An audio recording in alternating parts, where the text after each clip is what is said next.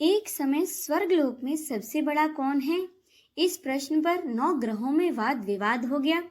विवाद इतना बढ़ गया कि परस्पर युद्ध की स्थिति बन गई। निर्णय लेने के लिए सभी देवता देवराज इंद्र के पास पहुंचे और बोले, हे देवराज, आपको निर्णय करना होगा कि हम में सबसे बड़ा कौन है। देवताओं का प्रश्न सुनकर देवराज उलझन में पड़ गए। इंद्र बोले, मैं इस प्रश्न का उत्तर देने में असमर्थ हूँ। अब हम सभी पृथ्वी लोक में उज्जैनी नगरी में राजा विक्रमादित्य के पास चलते हैं। अब सब देवता इंद्र सहित उज्जैनी नगरी में जा पहुंचे। महल में पहुंचकर सब देवताओं ने राजा से अपना प्रश्न पूछा तो राजा विक्रमादित्य भी कुछ देर के लिए परेशान हो उठे, क्योंकि सभी देवता अपनी अपनी शक्तियों के कारण महान थे। किसी को भी छोटा या बड़ा कह देने से उनके क्रोध के प्रकोप से भयंकर हानि पहुंच सकती थी। पर अचानक राजा विक्रमादित्य को एक उपाय सूझा और उन्होंने विभिन्न धातुओं जैसे कि सोना, चांदी, कांसा, तांबा, शीशा, रांगा, जस्ता, अभ्रक और लोहा, इनके 9 आसन बनवाए। धातुओं के गुणों के अनुसार सभी आसनों को एक दूसरे के पीछे रखवाकर उन्होंने देवताओं को अपने अपने आसन पर बैठने के लिए कहा। जब सब देवता अपने अपने आसन पर बैठ गए, तब राजा विक्रमादित्य ने कहा कि आपका निर्णय तो स्वयं ही हो गया। जो सबसे पहले सिंहासन पर विराजमान है वही सबसे बड़ा है।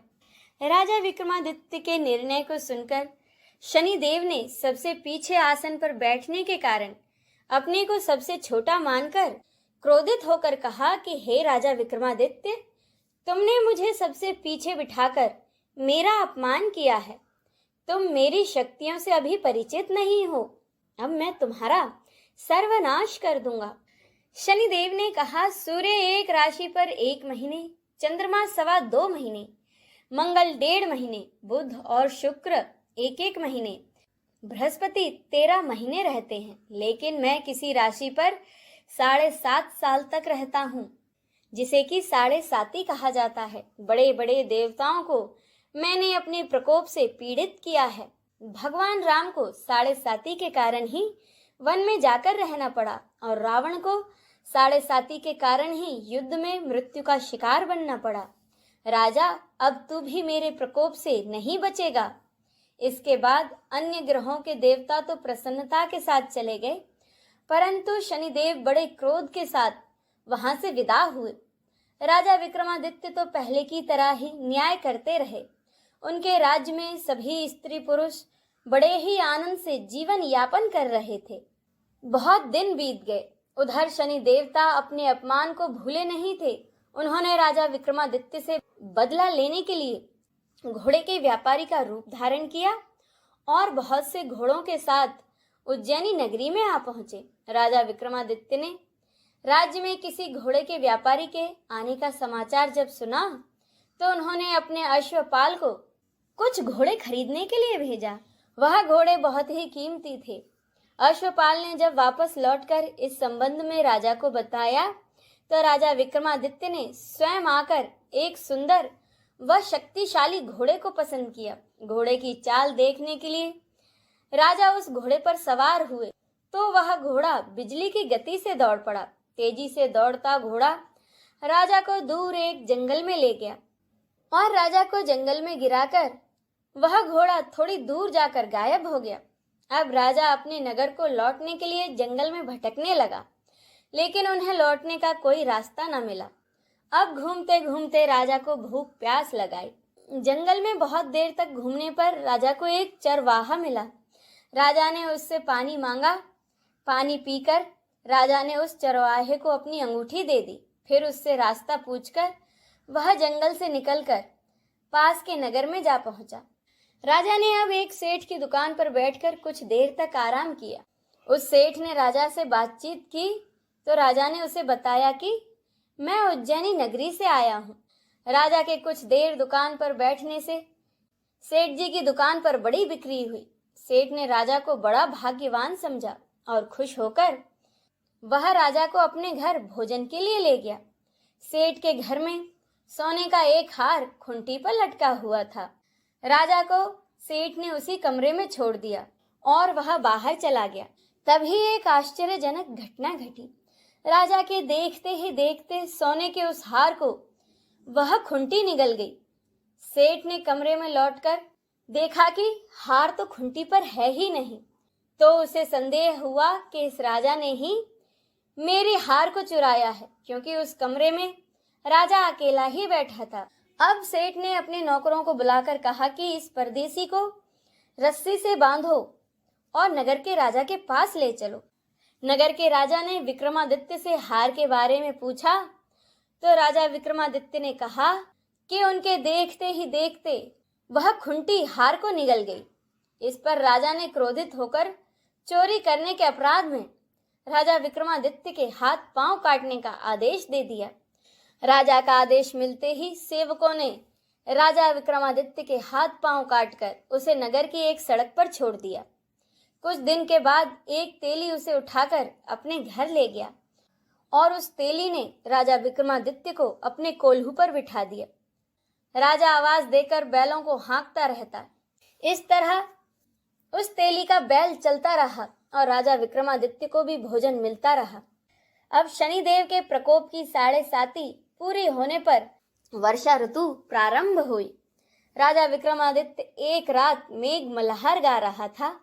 तभी उस नगर की राजकुमारी मोहिनी रथ पर सवार हो उस तेली के घर के पास से गुजरी।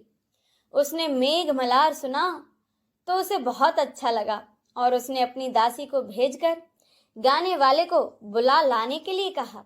दासी ने लौटकर राजकुमारी को अपंग राजा के बारे में सब कुछ बता दिया। राजकुमारी उसके मेघ मल्हार से बहुत मोहित हुई थी, अतः उसने सब कुछ जानकर भी अपंग राजा से विवाह करने का निश्चय कर लिया।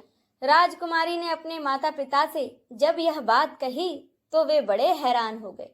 राजकुमारी की माँ ने राजकुमारी को बहुत समझाया और कहा, बेटी तेरे भाग्य में तो किसी राजा की रानी होना लिखा है, फिर तो उस अपंग से विवाह करके अपने पांव पर कुल्हाड़ी क्यों मार रही है। लेकिन राजकुमारी ने अपनी जिद न छोड़ी और अपनी जिद पूरी करने के लिए उसने भोजन करना छोड़ दिया और प्राण त्यागने का निश्चय कर लिया। अब अपनी बेटी की हालत को देखकर राजा रानी विवश हो गए और उन्होंने अपंग विक्रमादित्य से अपनी बेटी का विवाह कर दिया। विवाह के बाद राजा विक्रमादित्य और राजकुमारी तेली के घर में रहने लगे। उसी रात सपने में शनिदेव ने राजा से कहा, राजा तुमने मेरा प्रकोप देख लिया, मैंने तुम्हें अपने अपमान का दंड दिया है। राजा ने शनिदेव से क्षमा करने को कहा और प्रार्थना की कि हे शनिदेव, आपने जितना दुख मुझे दिया है अन्य किसी को न देना।